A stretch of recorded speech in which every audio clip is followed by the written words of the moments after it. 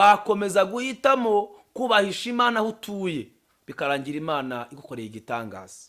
Icyakishije Rahabu si ikindi, yagize amahitamo meza.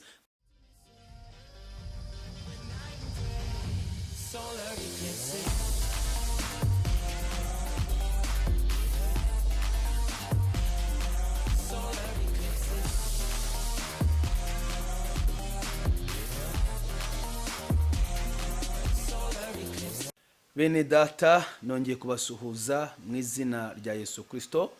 Amahoro y'umwami wacu Yesu nabane namwe. Ndabakunda, mbifurije umugisha w'Imana kandi mbifurije kubaho muri mu mwami wacu Yesu. Nongeye shimire abantu badukurikirana bakunda kureba ibiganiro by'ubutumwa bwiza. Imana ibahe umugisha. Wewe wakoze subscribe, nawe utarayikora uyikore mu izina rya Yesu. Shimira Imana ko nongeye kubona umwanya wo kugaruka imbere yanyu kugira ngo tuganire ijambo ry'Imana. Turi mu bihe bitoroshe, abantu akazi karahagaze, abantu ibintu byarahagaze, ariko ndongera ngo usubizemo imbaraga ko Imana y'amahoro ubutware bwayo bugikora, kandi ko Imana icyo yagambiriye kuri wowe igambiriye kugisohoza. Rero ndagira ngo ubwire ngo uhumure, wikuke umutima, Imana igiye kuza gukora icyo yavuganye nawe. Imana iguhe umugisha. Reka dusenge. Imana yacu, wino dufashe muri iri jambo, urireba nanjye wigisha, twese tugubwe neza kandi usoze ijambo ryawe. Mwuka wera tubeho, duhe igikundiro n'igitinyiro, ukore cyane kurushaho mu izina rya Yesu, amen. Ni Kamba TV, niho ukurikirana inyigisho, niho ubona ubuhanuzi, niho ubona iri jambo. Imana iguhe umugisha. Tugiye kuganira ijambo ry'Imana rifite intego ivuga guhitamo neza, cyangwa se amahirwe azanwa no guhitamo neza. Biravuze ngo ushobora guhitamo nabi cyangwa ugahitamo neza. Tugiye kureba ni bande bahisemo neza. Ikindi tuzagaruka tureba bahisemo nabi. Umva ntago wabanza bahisemo nabi, oya, turabanza bahisemo neza. Yesu ashimwe cyane. Reka rero turebe abantu bagiye bahitamo kandi Imana ikabana nabo. Noneho nawe uraza gufata umwanzuro wo kumenya niki cyatuma mpitamo neza. Kubera iki ngomba guhitamo neza? Kubera ko guhitamo neza bishobora kuguhindura umunyamahirwe. Yesuwa ibice 2 murongo wa mbere biravuga ngo Rahabu yakira abatasi abahisha. Uyu ni Rahabu wakiriye abatasi arangije arabahisha. Urumva n'uburenganzira bwe kubakira, ni n'uburenganzira bwe kutabakira. Icyakora ahisemo kubakira, ahisemo kwemera gukorera Imana, ahisemo kwemera gufasha umurimo w'Imana, ahisemo kwemera gushyigikira amavuta, ahisemo kwemera gufasha imfubyi. Ni uburenganzira bwe, abishatse yabireka cyangwa ntabireke, ariko wahisemo kubikora. Reka twumve rero icyo Imana ivuze. Amen. Ngo bari Shitimu, Yesuwa mwene Nuni yohereza abagabo 2 bwihishwa ngo bajye gutata. Arababwira ati nimugende mwitegereze igihugu cyane cyane Yeriko. Nuko baragenda binjira mu nzu ya maraya witwaga Rahabu, bararamo. Umwami w'i Yeriko abwirwa yuko muri iryo joro haje abagabo bo mu Bayisiraheli bagatata igihugu. Uwo mwami atuma kuri Rahabu ati, sohora abo bagabo bari iwawe, kuko bazanwe no gutata igihugu cyose. Murongo wa 4. Ariko uwo mugore ajyana abo bagabo bombi arabahisha, abwira intumwa ati, ni koko iwanjye haje abagabo, ariko ntazi aho baturuka. Nuko bumaze kwira, igihe cyo kugarira kigeze, abo bagabo baragenda, sinzi aho baganye. Nimubakurikire n'ingoga murabafata. Ariko ba batasi yari yaburije inzu, abashyira hejuru yayo, abatwikira imigwegwe yari tondekanyije. Nuko ba bandi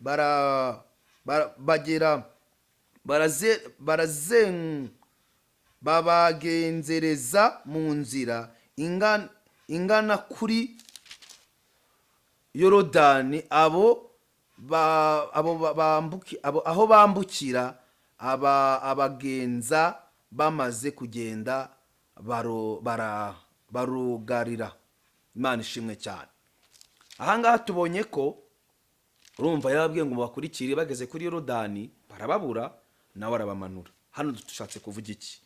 Hano tubonye uburyo Yesuwa yatumye bano bagabo kujya gutata igihugu, ariko arababwira ngo cyane cyane mutati Yeriko muramenya. Ariko ngo baragenda bagera ku muntu witwa Rahabu amaze kubabona ahitamo kubahisha. Aya ni amahitamo yo guhitamo neza. Mu by'ukuri Rahabu yari indaya, ariko kuba yari indaya urumva birumvikana ko yakiraga abagabo benshi batandukanye. Amaze kubahisha aba bagabo rero, umva ikintu cyabaye. Umwami yarabimenye, amaze kubimenya nawe ayoreza abandi bagabo. Urumva ni abagabo bahuriye ku muntu umwe. Umuntu umwe rero ahisemo kudatanga abagabo baje mbere kuko bari baje gutata igihugu. Aravuga uko biri kose bano bagabo bariho Imana, ngiye kubahisha, ejo bundi ibintu bizakunda. Reka ngubwire, nuhitamo neza uyu munsi byakwanga, ariko je bizakunda. Uyu muntu Rahabu yahisemo guhisha aba bagabo, ariko hari ikintu yabatse. Yahabwa ati rero nanjye musezeranye, ese nimara kubahisha mugafata igihugu bizagenda bite? Iyo usomye Bibiliya usanga bano bagabo baramubwiye ngo nyuma yo kuba dufashe igihugu uzakora ibi n'ibi, uzafata agatambara gatukura ugashyire ku marembo yawe. Abayisiraheli baje kwica abantu b'i Yeriko. Urumva Abayisiraheli bari baje kurimbura i Yeriko, ariko kuko bari bageze i Yeriko bibuka ko hari isezerano bahaye nde? Rahabu arokoka ko yahawe isezerano n'Abayisiraheli. Ariko kugira ngo ahabwe isezerano nuko Rahabu yagize gute? Yabitse abatasi. Urumva Yesuwa yagiranye isezerano n'abantu yohereje, abo yohereje nabo bagirana isezerano na Rahabu. Basubiye kwa Yesuwa bamubwira ati hari umuntu waduhishe witwa Rahabu, twamubwiye gutya na gutya. Nuko rero igihe Yesuwa yaje gufata i Yeriko asenye ibyo yasanzemo byose, ariko Rahabu n'umuryango we na nyina n'abasaza be bararokoka. Barokowe n'iki se? Barokowe nuko bahisemo neza. Hari abakobwa bari guhitamo kwambara ubusa, hari abasore bari guhitamo gushyiraho tatuwaje, hari abandi bamama bari guhitamo kugira abagabo babiri, hari abandi bagabo bari guhitamo kugira abagore babiri. Ni uburenganzira bwawe, ariko icyo nakubwira, iyo uhisemo neza uhabwa umugisha, iyo uhisemo nabi ugira umuvumo. Kuki nzanye inyigisho yo guhitamo neza? Nuko abantu muri iyi minsi bashobora kuzavuga ngo Mana ntago twamenye icyo twagombye gukora. Ndaje ngubwire ngo guhitamo neza ni uburenganzira bwawe. Inzira ebyiri ziri imbere yawe. Imbere yawe hari inzira nziza, hari n'inzira mbi. Reka ngubwize ukuri, umuriro urahari. Hari abana b'ubugingo, hari n'abana bo kurimbuka. Ariko abana bo kurimbuka si uko Imana icyo yahisemo. Imana yahisemo ubugingo. None aba bana bo kurimbuka nibo bazahitamo ubugingo cyangwa bahitamo kurimbuka. Reka ngubwire undi muntu wahisemo neza kandi aza kwakira umugisha, ni umuntu witwa Rusi.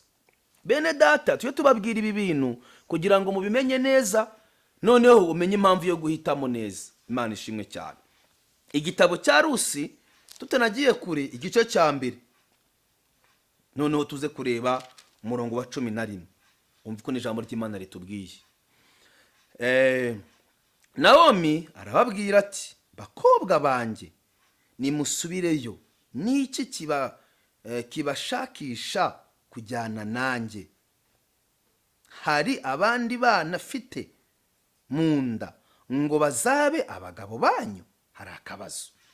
Bakobwa banjye nimwigendere musubireyo, kuko ndenze urucyuriro.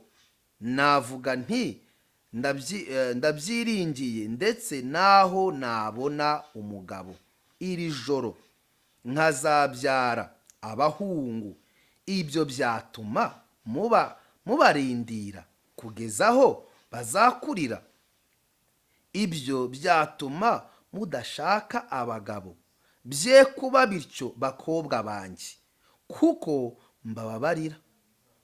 ndababarira cyane. Erega Uwiteka yabanguriye ukuboko kundwanya.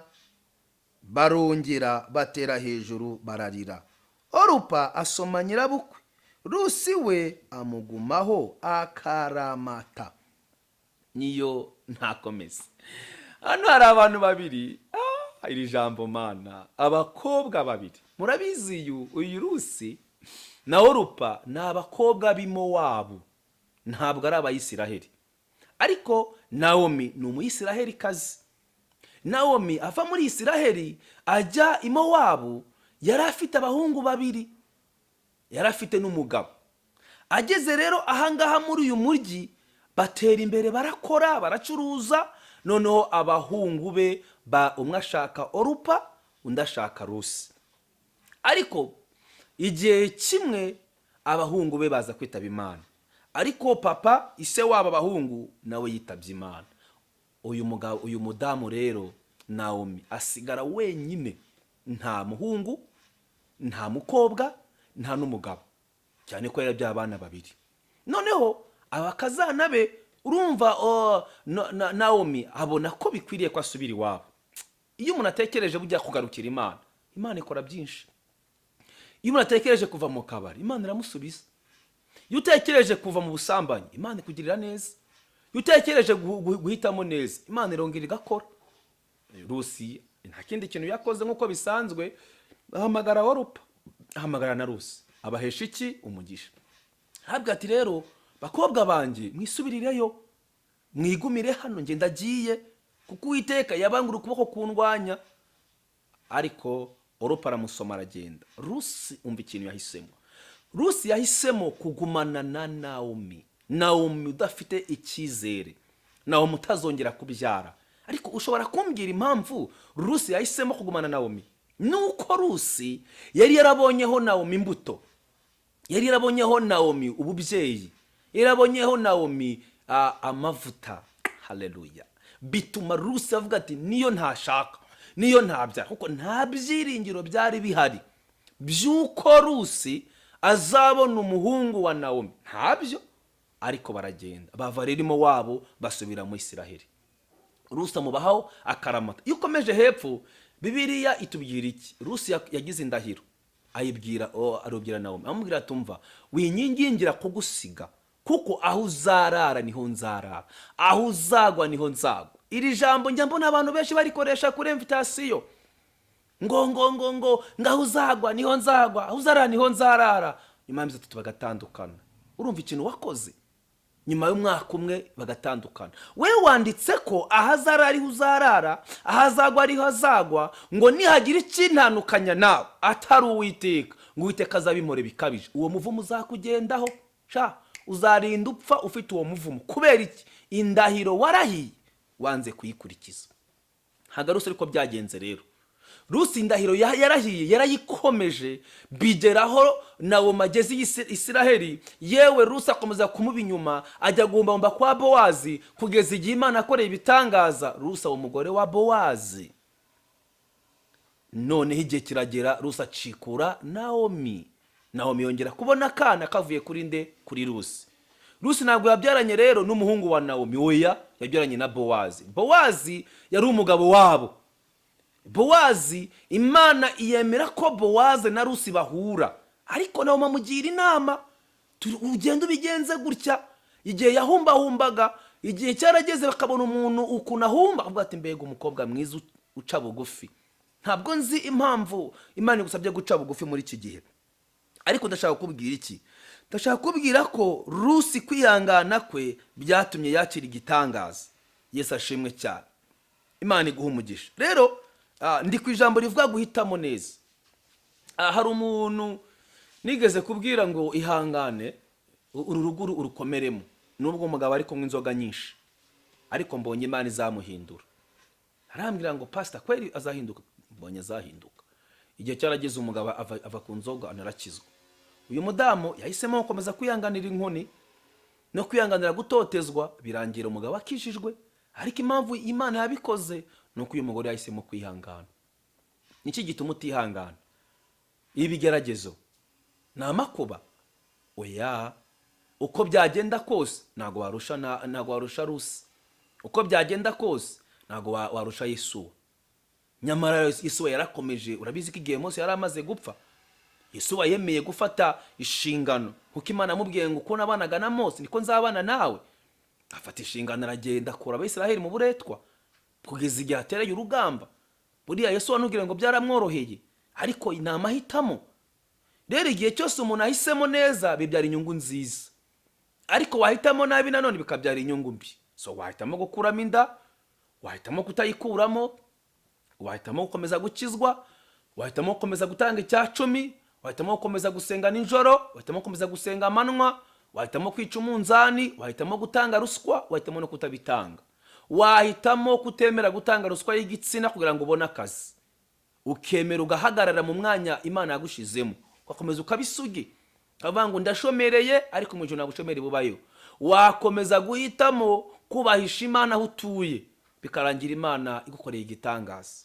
Naho ndiho, naho napfa nzi ko nkundwa n'Uwiteka, niko umuririmbyi yaririmbye. Yesu ashimwe cyane. Rero Imana irashaka gukora igitangaza ku buzima bwawe.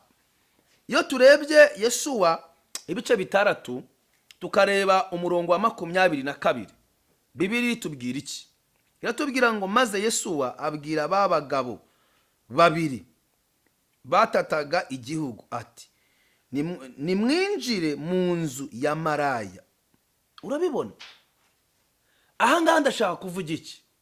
Bano bagiye kwinjira mu nzu ya maraya ntabwo barebye maraya, ahubwo barebye ikintu bagiye gukora bituma babona igisubizo. Hari ahantu maze akubwira ngo winjire bitewe n'icyo Imana ishaka. Ishaka gutuma mu kabari, ishaka gutuma mu nzu y'umuntu wikorera, ariko ku bwa mission, ku bwa misiyo. Yagutuma muri Amerika, wajya muri Canada, wajya no mu kindi gihugu bitewe n'icyo Imana ishaka kugukoresha. Iyo uhisemo kumvira Imana, ugatamo kugendana n'Imana, Imana nayo iraza kagushyigikira. Yesu ashimwe cyane. Rero bene data, hari abandi bantu bahisemo kandi Imana ikorana nabo. Katujye mu wenda mu isezerano rishya, tuvuga ati se kuki yagumye mu isezerano rya kera? Ni mu isezerano rishya abantu bahisemo neza. Reka turebe ibyakozwe n'intumwa 10, turebe umurongo wa 40, urebe abantu bahisemo. Birivuze iki? Ngo Petero akivuga ibyo, umwuka wera amanukira abumvise ayo magambo bose. Abizeye bo mu bakebwe bajyanye na Petero barumirwa bose, kuko abanyamahanga nabo bahawe umwuka wera akaba abasutsweho. Nuko bumvise bavuga izindi ndimi bahimbaza Imana. Maze Petero arababaza ati, aba bagabo bahawe umwuka wera nkatwe, ninde ubasha kubima amazi ngo babatizwe? Ategeka ko babatizwa mu izina rya Yesu Kristo. Baherako baramwinginga ngo amareye iminsi. Niwumva ko Petero ari kuvuga ubutumwa mu banyamahanga. Hari abantu bahise bahitamo, baravuga ati kubera ko tumenye Yesu muzima, bahitamo kuzura umwuka wera. Barihanye, barekura ubufarisayo, barekura amategeko, bakira umwuka wera, bavuga indimi, bajya mu mwuka, bahita babona n'amazi. Babatiza hehe? Mu mazi menshi. Ubu hari abantu bagundiriye amazi yo ku gahanga. Twebwe idini rya papa ntitwarivamo, twebwe ntabwo tuva mu idini ryo kwa sokuru. Mana yanjye, wihitamo byose yahisemo. Hitamo ibyatuma Imana ibana nawe. Ntabwo twari abahereza, ntabwo twabaye kwa padiri. Kuba kwa padiri nta kibazo kirimo, ariko twahisemo umubatizo w'amazi menshi. Nongere mbwira abantu batarabatizwa mu mazi menshi, birakenewe. Wabatizwa mu mazi menshi ugasubira mu idini rya, kuko Imana ntabwo ireba idini. Oya, Imana ireba umutima no kumvira. Hari abantu nzi babatijwe mu mazi menshi kandi baguma muri eglise yabo Gatolika, ariko batizwa mu mazi menshi cyane ko n'ubu ngubu padiri asigaye abyemera kubatizwa mu mazi menshi. Rero birakwiye ko aho waba uri hose ni byiza kubatizwa mu mazi menshi, ukuzura iki? Umwuka wera. Kuko ubonye ko babanje kuzura umwuka wera. Bamaze kuzura umwuka wera, Petero avuga ngo kandi ntabwo twabima amazi. Ni ukuvuga ngo mbere yo kubatizwa mu mazi menshi ubasha kuzura umwuka wera. Kuzura umwuka wera ni iki? Ni uko wumva ijambo ry'Imana ugahinduka, ukareka ibituma umwuka ataba mu buzima bwawe. Ni amahitamo kuba mu kabari, ni amahitamo kuvamo, ni amahitamo gutereka imisatsi ugashyiraho direde cyangwa ukazirika. Ntabwo twari tuzifite, twari dufite amadirede, twumvaga ari byo bintu bijyanye, twambaraga imyenda ya Jamaica, twari rasta, ariko duhitamo kureka ibyo, dutunga umwuka wera. Niyo mpamvu uzabona imirimo y'umuntu utuzuye umwuka wera n'imirimo y'umuntu utuzuye wuzuye iratandukanye. Nubona umuntu wuzuye umwuka wera ukora ibyaha, uzamenye ko abesha. Ibyaha ndi kuvuga ntabwo turi mu ijuru, urarakara, tugira umujinya, ariko hari ibyaha ndengakamere twabujijwe n'umwuka wera, sibyo? Nawe kandi nukomeza gusoma ijambo uzabibona. Ariko nari kunyigisha ivuga ngo uhitamo neza. Ese iyo uhisemo kujya kwa uriya musore ukararayo, uragira ngo Imana izagukurayo? Ntizakurekayo. Ese iyo uhisemo guhaguruka ukavana ukajya gusambana, wenda imipaka nifunguka ukajya Kampala, ese uragira ngo Imana izakubwira ngo ngufungiye umupaka? Ni amahitamo yawe. Wahitamo kuba mu itorero cyangwa ukaba hanze y'itorero. Itorero mvuga ni iki? Ni Kristo Yesu, nyumve neza, simvuga idini. Nababwiye ko idini ryica, ariko Yesu arakiza. Imana ishimwe cyane. Twari kunyigisha ivuga guhitamo neza rero. Ese kuki tugomba guhitamo neza? Abantu bahisemo neza bagiye babona amahirwe. Yesu ashimwe cyane. Amahirwe azanwa no guhitamo neza. Saduraka, Meshaki na Abedenego bahisemo kwemera kujya mu muriro, nyamara hari andi mahitamo nanone yo kwanga kujya mu muriro. Ariko baravuga ngo nahitadukiza tuzapfa tuyiringiye. Hari umuntu uhitamo gutanga icya 10 cy'igihumbi, ariko ntahitamo gutanga icya 10 cy'ibihumbi 10. Hari nta mahitamo ye. Hari umuntu uhitamo kwemera kurenganya umuntu bitewe na ruswa, ndakavuga ngo ntabwo ndi burenganye umukozi w'Imana ngo mugambanire. Hari umuntu uhitamo guhaguruka akajya kuvuga abandi nta yindi mission imutwaye. Hari n'umuntu uhitamo kugera aho bavuga umuntu aho kugira ngo amuvuge akamutwikira. Hari umuntu uhitamo guhagarara n'umushumba we cyangwa agahitamo kumusebya. Ni uburenganzira bwawe. Ariko reka ngubwire ngo Rahabu yabonye umugisha.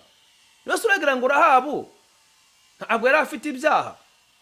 Rahabu yari afite ibyaha pe, ariko icyakishije Rahabu si ikindi, yagize amahitamo meza. Kandi nyuma yo guhitamo neza, Rahabu ntabwo yongeye kuba indaya. No, Rahabu yakoze umurimo w'Imana. Nawe rero ntabwo tugucira urubanza kubw'icyaha urimo, kuko ejo uzagisohokamo kandi ukora umurimo w'Imana, uririmbe, uhanure, ubwirize, kuko natwe twari abanyabyaha, ariko turimo gukora umurimo w'Imana. Si uko tutari abanyabyaha, ahubwo twakiriye umwuka wera, ducungurwa n'amaraso ya Yesu Kristo. Uyu munsi duhinduka abagabo bo guhamya Kristo, tukavuga ubutumwa bwiza. Imana iguha umugisha wowe ureba izi nyigisho. Yesu ashimwe cyane. Rero ushobora guhitamo neza nubwo bigoranye, ariko nanone wanahitamo nabi ukabona ibyiza. Ibyiza mbona rero igihe wahisemo nabi ni ibi: ni ukuzamurwa muri promotion, ni ukugurirwa imodoka, ni ukubona inzu nziza, abantu babona umeze neza, abantu babona uri umuntu w'igitangaza, ni ugushaka imiti yo gusengeraho, ni ugushaka imiti yo kubwiririzaho, ni ugushaka n'ibindi kugira ngo uhitinge. Byose ni byiza, ariko bigira ingaruka. Ariko aho kwemeza abantu ku isi ukazabura ubugingo buhoraho, wakwihanganira mu isi ukazabona ubugingo. Rero reka mbwira abantu bakurikira Ikamba TV, ihangane nubwo byo bitoroshye, tabizi ntabwo byoroshye, cyane cyane mu bajene uzi guhitamo gukizwa. Kambwira abantu bakijijwe mu buzima nk'ubu, Imana ibaha umugisha. Uzi guhitamo kureka gusambana, wabonye umuntu ukugurira imodoka.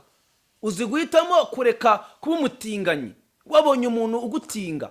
Uzi guhitamo kureka gupfumura amaso n'amatwi, wabonye ukugurira zahabu. Uzi guhitamo Imana iguha umugisha. Uzi guhitamo gushora mu Mana, ako kanya utabona inyungu, ariko Yesu atugirire neza. Imana ibaha umugisha. Rero ntabwo ndi ubatindire, ariko ibyakozwe n'intumwa ibice byaho 10 umurongo wa 34 ngo Petero atarura amagambo ati, nukuri menye yuko Imana itarobanura ku butoni, ahubwo mu mahanga yose uyubaha agakiranuka iramwemera. Urumva Koroneli yahisemo kuyubaha, Koroneli yahisemo kwemera Imana. Imana ivuze iryo jambo. Reka ngubwire, ari ukuntu ubona umugisha ukagira ngo nyine nuko nyine nasenze cyane. hari imana igwishiriza imvura ababi n'abeza. N'igihe ubona ufite n'umugisha kuruta abantu basenga, kuvuga ati se bari igihe basengeye babonye iki, ngiye mfite umugabo, ngiye mfite umugore, ngiye mfite amamodoka, bariya basenga ntacyo barageraho. Nta kibazo, turi ku isi dufashe ibihe mu ntambara, kuba mbuze imodoka nkatunga imana ntacyo bitwaye. Ntabwo imodoka izana imana, ariko imana izana imodoka. Ntabwo umugabo azana imana, ariko imana izana umugabo. Ntabwo umugore azana imana, ariko imana izana umugore. Rero aho gutunga ibintu ngabura imana, natunga imana ngabura ibintu, kuko mu gitondo kimwe imana yazana ibintu. Yesu ashimwe cyane. Yesu uragira ngo kuba ngiye afite imana nawe ufite ibintu, niba ngiye nibere mu mwuka wera ngabanyuzwe, bintwaye iki? Kuko wabitunga ukarwara diabete, wabitunga ugahangayika. So icyo nashishikariza abantu ni ugukomeza gutunga Yesu Kristo, habeho naho bigoranye, ni uguhitamo kubana n'umwuka wera. Umurima w'ibirayi n'umurima w'urumogi, iyo imvura iguye ntabwo imvura igwa ahantu h'ibirayi gusa, no mu rumogi urwayo. Ariko ntibivuze ko urumogi ari rwiza, ariko umurima w'ibirayi ni umurima mwiza. Ariko kuko imana yemera amahitamo, wahitamo kujya gusarura ruriya rumogi cyangwa ugasarura ibirayi. Ndagira ngo ngusabe rero, niba uturanye n'umuntu ukabona hari ibyo akora, wowe ukabona ni bibi, wowe hitamo gukora neza, kuko imana izaguha umugisha. Yesu atugirire neza. Reka dusenge imana, sengera abantu bahisemo neza, sengera abantu biyemeje guhitamo gushyigikira umurimo w'imana. Turakubwira buri munsi guhitamo n'uburenganzira bwawe. Reka rero ntabwo ndatinda muri iri jambo, kugira ngo imana ikomeze kutugirira neza. Rahabu yahisemo neza abona umugisha, Rusi yahisemo neza abona umugisha, kandi Koroneliyo nawe yahisemo neza abona umugisha. Ntabwo nzi izina ryawe, nawe ntuzi iryanjye, ariko reka njye nawe duhitemo neza. Ahari kurira kwararira umuntu, ariko mu gitondo impundu zikavuga. Emera rero uhitemo neza, amateka imana izayahindura. Yesu abaho umugisha. Ikanongere sabe abantu bari hirya no hino, we wifuza kudutera inkunga, iyo nomero no kuri turagusabira inkunga kugira ngo twagure uyu muyoboro, haba kuri mobile money, haba kuri konti ya Equity, aho wanyuza hose inkunga yawe yatugeraho, tukagura umurimo w'Imana. Waba uhisemo neza kudutera inkunga kugira ngo twagure ubwami bw'Imana. Ni Ikamba TV, ni ubona ibi biganiro, ubutumwa bwiza butadukoza isoni, niyo mbaraga. Ubundi ubutumwa bwiza ni imbaraga yo wahisemo neza. Imana iguha umugisha, wowe ukora comment, subscribe. Imana iguha umugisha, wowe ufata 2,000-3,000 ukabitwoherereza. Imana iguha umugisha, nawe uhisemo kumva ari cyo wakora. Dukeneye kamera, dukeneye studio irenze muri kureba, dukeneye ibikoresho bidufasha kugira ngo turusheho kwaguka. Urabona hari mikrofone abantu bakoresha 2-3 bari kumwe, urabona dufite mikrofone imwe, watugurira indi. Dukeneye kugira ngo twagurwamo bw'Imana, nawe udufashije, kuko ijambo ryatubwiye ngo ibiba n'isarura ntabwo bizabura. Igihe cyose umuntu ari muzima agomba kubiba mu bwami bw'Imana. Reka dusenge. Shimira abantu bakomeza kudufasha, shimira abantu bakomeza kudutera inkunga no kudusengera. Inkunga y'amafaranga, inkunga y'amasengesho, inkunga yo kudukomeza, kandi inkunga yo gukora subscribe no gukora. Urabona ufashe inyigisho ukayohereza umuntu, ubigize neza, ukamubwira ati kora subscribe ku Ikamba Karuvari TV, ubukoze ibintu byiza. Imana iguha umugisha. Reka dusenge. Sengera abantu biyemeje guhitamo neza. Aho waburi wazamura ikiganza. Niba utarakira Yesu umwami n'umukiza, wasubiramo aya magambo ngo mwami Yesu, ndakwakiriye nk'umwami n'umukiza w'ubugingo bwanjye. Mbisemo gukizwa, mbisemo gukorera Imana, mbisemo guhinduka kuba umwigishwa wa Yesu Kristo. Mbisemo kugendana n'Imana mu rugendo rwanjye kugira ngo nzabashe gutsinda Satani.